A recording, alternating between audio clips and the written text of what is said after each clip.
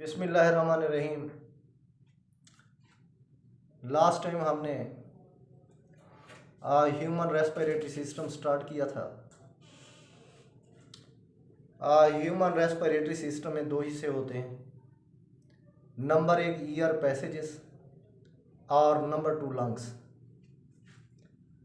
हमने air passages में से नेजल कैविटी, फेरिंग्स और लेरिंग्स के बारे में पढ़ लिया था। Next trachea. Trachea is also called as windpipe. Trachea is present ventral to the esophagus. It passes through chest and divide into two branches. छाती में से गुजरता है और दो ब्रांचेस में डिवाइड हो जाता है। ट्रैकिया की डिवीजन से बनने वाली इन ब्रांचेस को ब्रोंकाई कहते हैं। Wall of trachea and bronchi are composed of C-shaped cartilaginous ring। ये जो कार्टिलेजिनस रिंग होते हैं ये ट्रैकिया और ब्रोंकाई की वॉल को सपोर्ट देते हैं। इंस्पायरेशन और एक्सपायरेशन के दौरान कोलैप्स होने से प्रोटेक्ट करते हैं। कोलैप्स होना, पीछे जाना, दब जाना। और इंस्पायरेशन और एक्सपायरेशन के दौरान ट्रैकिया को ओपन रखते हैं। ब्रोंकाई एंटर इनटू लंग्स और इनसाइड लंग्स ब्रोंकाई डिवाइड होती हैं, स्मॉल ब्रोंकाई बनाती हैं। ये ब्रोंकाई डिवाइड रीडिवाइड होती हैं। जैसे ये डिवाइड होती जाती हैं इनका डायमीटर कम हो जाता है और डिवीजन रीडिवीजन के बाद ये बारीक हो जाती हैं और जब इनका डायमीटर 1 मिलीमीटर या उससे कम हो जाए then these bronchi are called as bronchioles. वो स्मॉल ब्रोंकाई जो लंग्स के अंदर होती हैं इनकी वॉल्स के अंदर स्मूथ मसल के अलावा कार्टिलेजिनस प्लेट्स होती हैं। ब्रोंकियोल की दीवारों के अंदर कार्टिलेजिनस रिंग और cartilaginous plate both are missing. Wall of bronchiole are composed of smooth circular muscles. अब ये जो ब्रोंकियोल होते हैं ये डिवाइड रीडिवाइड होकर स्मॉल डक्ट्स बनाते हैं जिनको अल्वियुलर डक्ट्स कहते हैं। Alveolar duct open into a cluster of air sacs. एक गुच्छे के अंदर खुलती हैं जिनको हम ईयर सैक्स कहते हैं।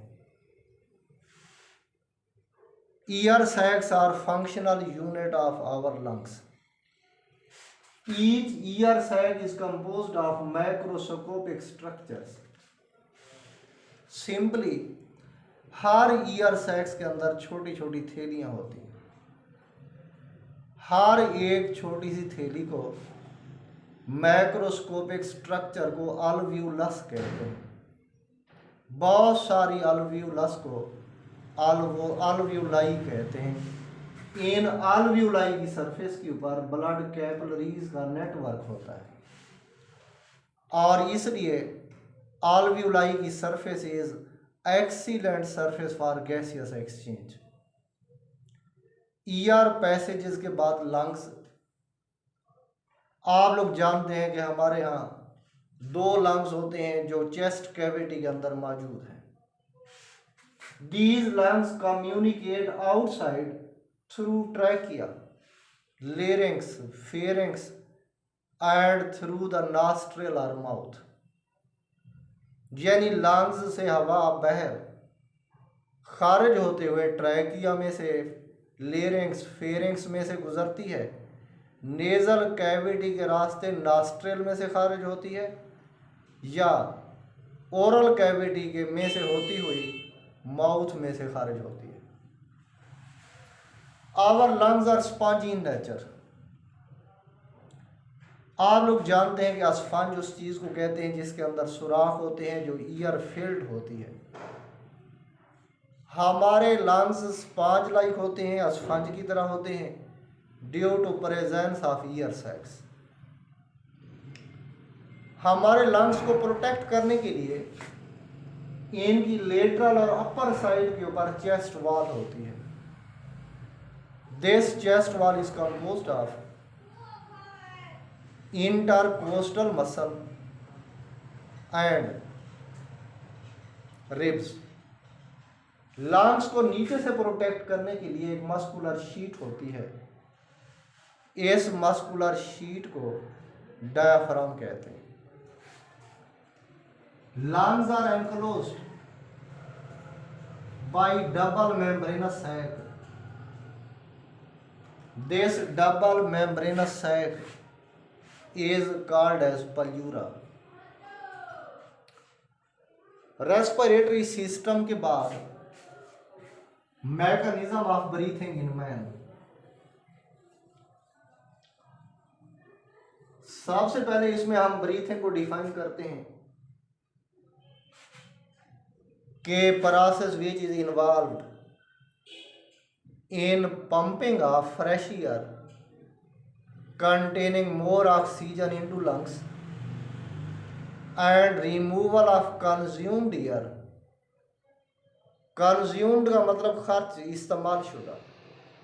removal of consumed air containing more carbon dioxide out of lungs is called as breathing। Breathing और रेस्पिरेशन में कुछ डिफरेंस होता है। सेलुलर रेस्पिरेशन एक केमिकल प्रोसेस है, जबकि ब्रीथिंग एक मैकेनिकल प्रोसेस है। और इस ब्रीथिंग के अंदर दो एस्पेक्ट्स होते हैं। Taking of fresh air into lungs is called as inspiration and removal of consumed air out of lungs is called as expiration। Inspiration और एक्सपायरेशन को कलेक्टिवली ब्रीथिंग कहते हैं।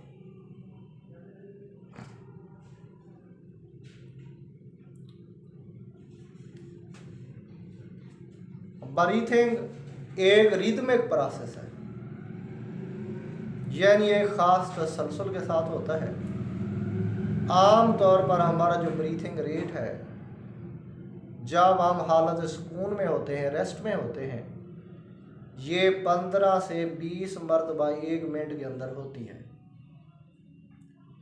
जब एक्सरसाइज करते हैं तो ब्रीथिंग रेट इंक्रीज हो जाता है और ये 30 से 35 टाइम्स पर मिनट तक इंक्रीज हो सकता है। मैकेनिज्म ऑफ ब्रीथिंग को समझने से पहले हमें 3 चीजों का इल्म होना लाजमी है। नंबर 1 लंग्स,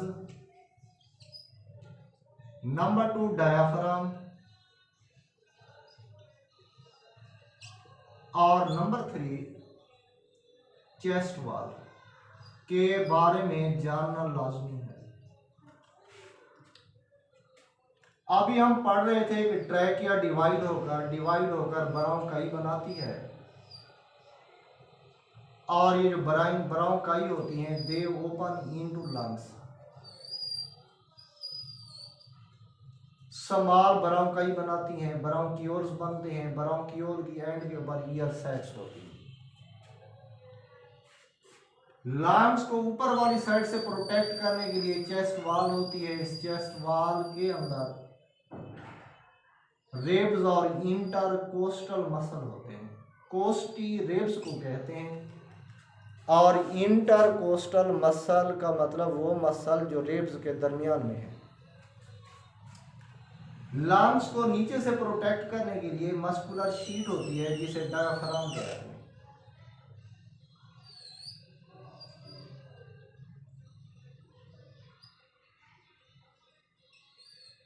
मस्कुलर शीट है which is called as diaphragm.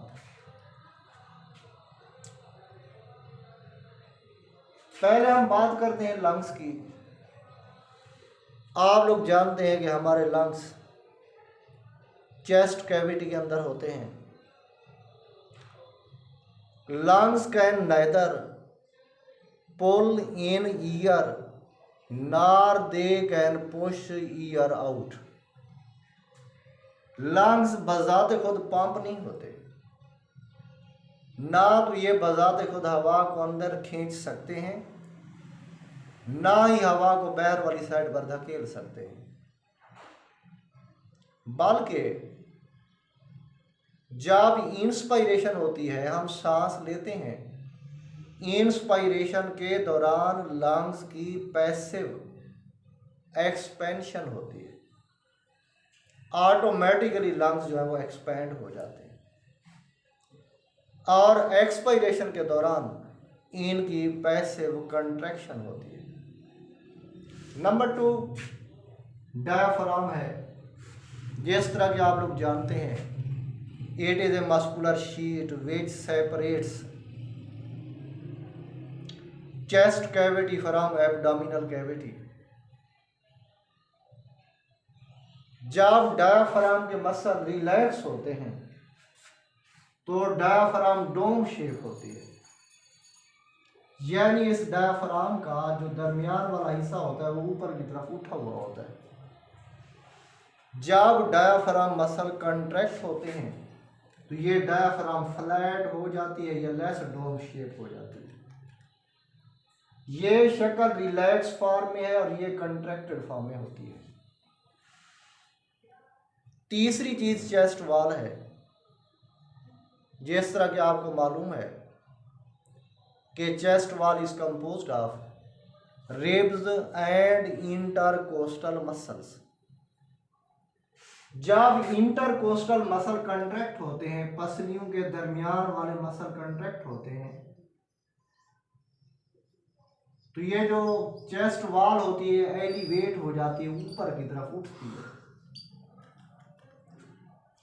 और जब इंटरकोस्टल मसल रिलैक्स होते हैं, चेस्ट वॉल लोअर डाउन होती है, नीचे की तरफ बैठ जाती है।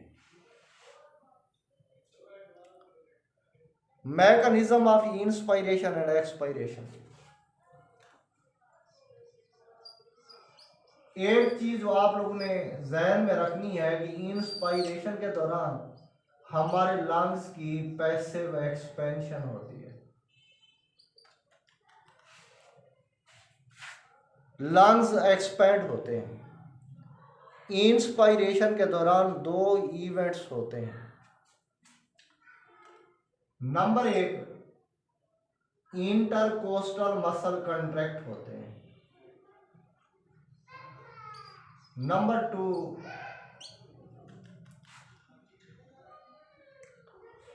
डायफ्राम वाले मसल भी कंट्रैक्ट हो जाते हैं।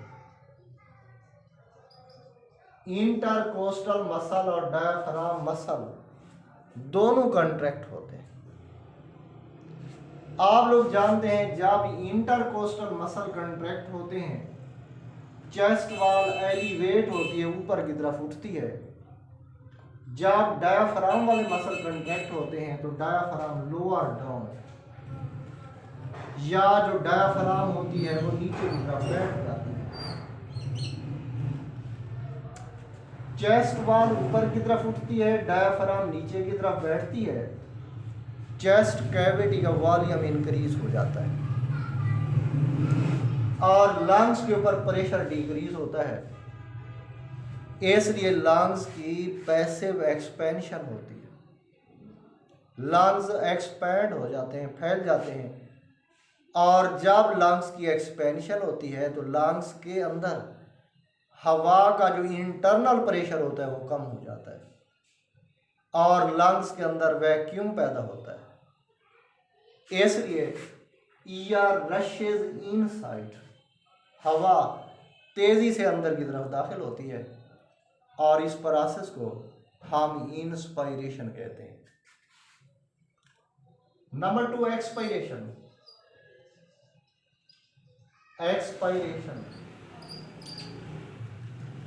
एक्सपायरेशन के दौरान लंग्स की पैसिव कंट्रैक्शन होती है।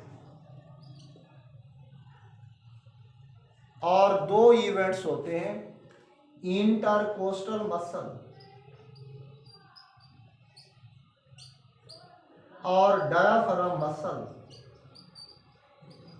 ये दोनों रिलैक्स हो जाते हैं। इंस्पायरेशन के दौरान ये दोनों कंट्रैक्ट होते थे, एक्सपायरेशन के दौरान इंटरकोस्टल मसल और डायाफ्राम वाले मसल रिलैक्स होते हैं। आप लोग जानते हैं जब डायाफ्राम मसल रिलैक्स होते हैं तो diaphragm become more dome shape. तो ये जो डायाफ्राम होती है ये ज्यादा डोम लाइक हो जाती है, और जो चेस्ट वॉल होती है वो लोअर डाउन होती है, वो नीचे की तरफ बैठती है। चेस्ट वॉल नीचे की तरफ बैठती है, डायाफ्राम ऊपर की तरफ उठती है। चेस्ट कैविटी का वॉल्यूम कम हो जाता है and thus pressure on the lungs is increased, और लंग्स पैसिवली कंट्रैक्ट होते हैं and thus air is pushed outside and this is called as expiration.